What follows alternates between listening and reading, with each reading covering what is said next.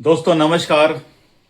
दोस्तों finally cockroach जनता party का जो प्रोटेस्ट चल रहा था पिछले एक महीना से, वो आज 3:30 बजे कॉकरोच जनता पार्टी के प्रेस कॉन्फ्रेंस के साथ वो आंदोलन खत्म हो गया। और आज हम लोग ये समझने का कोशिश करेंगे कि इस आंदोलन से क्या हमने पाया और इससे हासिल क्या हुआ, आउटकम क्या हुआ इसका, इस पर हम लोग एनालिसिस करने का, समझने का प्रयास करेंगे। दोस्तों ये जो कॉकरोच जनता पार्टी का जो प्रोटेस्ट स्टार्ट हुआ था वो नीट पेपर लीक मामले से चला था और इस पर ये लोग चाह रहे थे कि इस पेपर लीक पर कुछ ठोस कार्रवाई किया जाए। लेकिन बाद में जिस तरह से घटनाक्रम घटा उससे ये लोग सिकुड़ कर आ गए कि हमें सिर्फ और सिर्फ शिक्षा मंत्री का इस्तीफा चाहिए। और इसी बात पर वो लोग प्रदर्शन करते रहे और इसी बीच क्या हुआ कि पार्लियामेंट का सेशन भी शुरू हो जाता है। तो सरकार पर और दबाव बनाने के लिए पार्लियामेंट तक मार्च करने की घोषणा की गई। और आज कॉकरोच जनता पार्टी ने माना कि हमारे आंदोलन के बीच में कुछ हिंसक प्रवृत्ति के लोग घुस आए थे। हालांकि उनको ये भी कहना चाहिए था कि हमारे में कुछ एंटी नेशनल एलिमेंट घुस आए थे और हमने उनको मंच भी दिया। ये कहना चाहिए था। सौरभ दास जो प्रेस कॉन्फ्रेंस कर रहा था उसको ये बोलना चाहिए था कि हमने एंटी नेशनल एलिमेंट्स अरुंधति राय, कुणाल कामरा, इन सबको अपना मंच दिया और उन्होंने उस मंच से जहर उगला।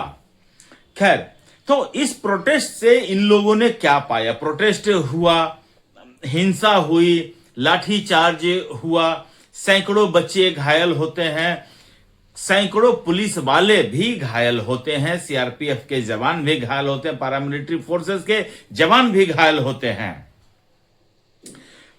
बहुत सारे लोगों पर एफआईआर भी होता है, राइट। और इन लोगों ने अपनी जब मांग रखी तो इसमें यह मांग भी ऐड कर दिया कि धर्मेंद्र प्रधान का इस्तीफा के साथ साथ जो आंदोलन में शामिल हुए हैं लोग, उनके ऊपर जितने भी एफआईआर हुए हैं सबको वापस लिया जाएगा और फ्यूचर में इस इंसिडेंट को लेकर उनके ऊपर कभी भी एफआईआर नहीं होगी। जिसके लिए जेपी नड्डा और जितेंद्र सिंह आज प्रेस कॉन्फ्रेंस में थे, उन्होंने कहा ठीक है, मान लेते हैं बात। और उसके बाद उन्होंने कहा कि जो नीट पेपर लीक के बाद जितने बच्चों ने भी सुसाइड किया है उनके फैमिली मेंबर्स को 1 करोड़ रुपए का कॉम्पनसेशन मिलना चाहिए। तो इसके लिए उन्होंने कहा है कि जो भी रूल्स हैं उन विद इन दैट रूल्स जो भी मैक्सिमम हो सकता है हम देंगे। दोस्तों इन सब बातों में से मुझे भी लगता है कि मोदी सरकार को ऐसा लगता है कि पैसे उनके अपने जेब से जा रहे हैं। अगर कोई बच्चा सुसाइड किया है किसी भी कारण से, गलती आपकी भी थी, आपकी गलती के कारण कोई बच्चा सुसाइड किया है तो उसके लिए अगर कॉम्पनसेशन की मांग करता है तो उस मांग के साथ मैं भी खड़ा हूं। अब आ जाइए बात, इतने चीजों से क्या नीट में जो पेपर लीक हुआ है उस पर किसी ने रोकथाम की बात की है क्या किसी ने भी, चाहे पॉलिटिशियन हो या फिर कॉकरोच जनता पार्टी के मंच पर जो भी बुद्धिजीवी लोग वहां पहुंचे हैं, कुणाल कामरा हो, प्रकाश राज हो, अरुंधति राय हो, जो भी हो, क्या उन्होंने कोई सजेशन दिया है कि महाराज हमें लगता है कि आपको ये चीज इंप्लीमेंट करना चाहिए जो आप अभी तक नहीं किए हैं, ऐसा कीजिए तो हो सकता है कि पेपर लीक रुक जाए? कुछ भी नहीं हुआ है। बहुत सारे लोगों के मुंह से मैंने सुना है कि पेपर लीक हो जाता है तो इससे जो डिजर्विंग कैंडिडेट हैं वो डॉक्टर या इंजीनियर बन नहीं पाते हैं और जो नालायक बच्चे होते हैं या जिनके पास पैसा होता है वो आदमी परीक्षा में बैठ के पास कर जाता और वो डॉक्टर या इंजीनियर बन जाता है।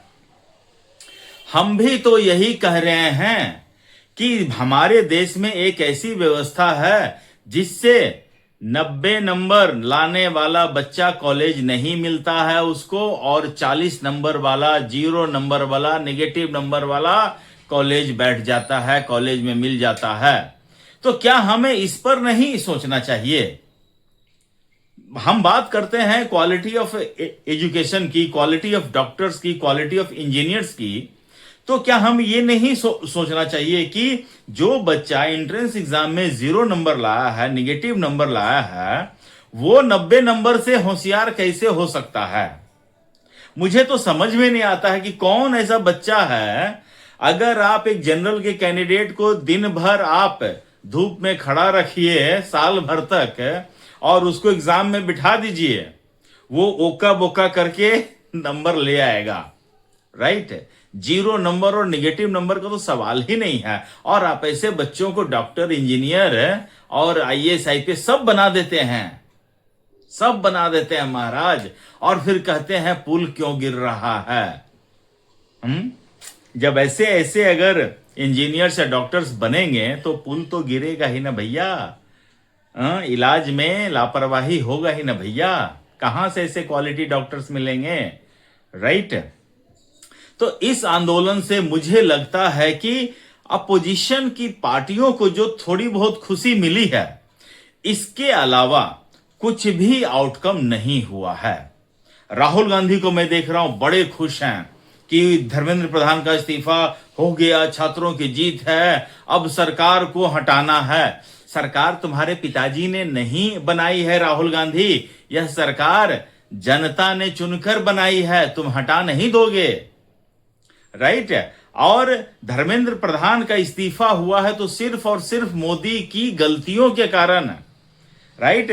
धर्मेंद्र प्रधान का इस्तीफा तो राइट विंग वाले भी यूजीसी के टाइम से ही मांग रहे हैं। धर्मेंद्र प्रधान का तो इस्तीफा बहुत पहले हो जाना चाहिए था। लेकिन कहते हैं ना कि जब आप जो अपने शुभचिंतकों की बात नहीं मानते हैं, समर्थकों की बात नहीं मानते हैं, तो कई बार किल्ला ठोकाने के बाद मानते हैं। और यही हुआ है।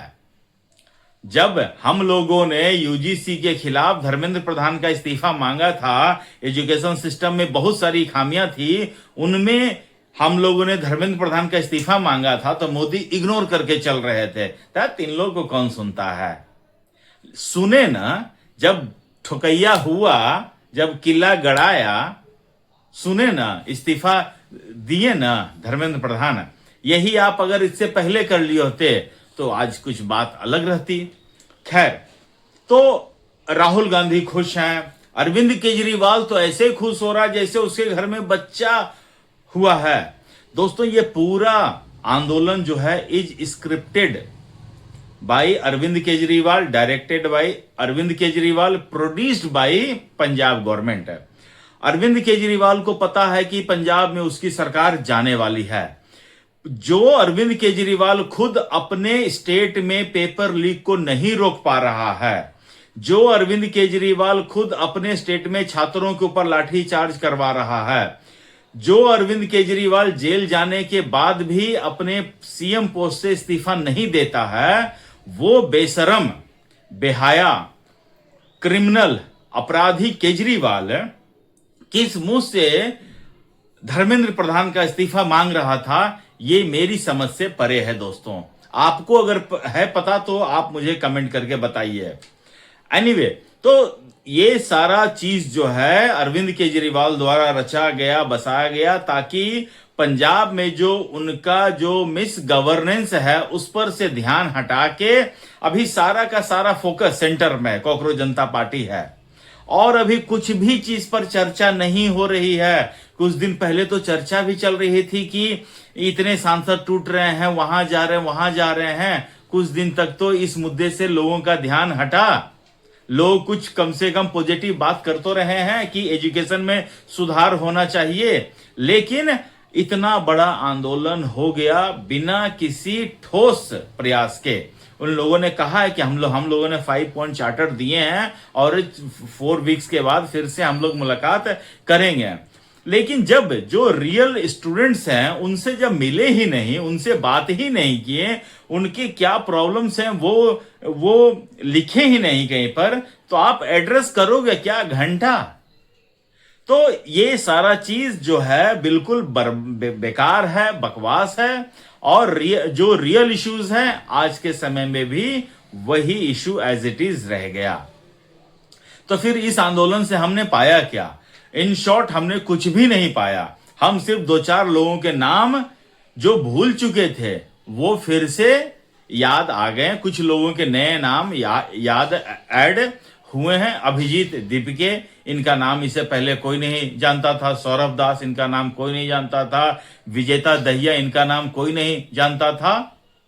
और एक है आशुतोष रंका, इनका नाम कोई नहीं जानता था। कुछ लोगों के नाम हम लोग जान लिए हैं। और जो डेड पॉलिटिकल पार्टीज थी, अरविंद केजरीवाल की पार्टी हो, राहुल गांधी की पार्टी हो, या फिर अखिलेश यादव की पार्टी है, इनको हमने ऑक्सीजन दिया है इस कॉकरोच जनता पार्टी प्रोटेस्ट से। इसके अलावा और कुछ भी नहीं है दोस्तों आज के लिए मुझे इतना ही अपडेट देना था। आप लोग अपना ख्याल रखिए, स्वस्थ रहिए, मस्त रहिए।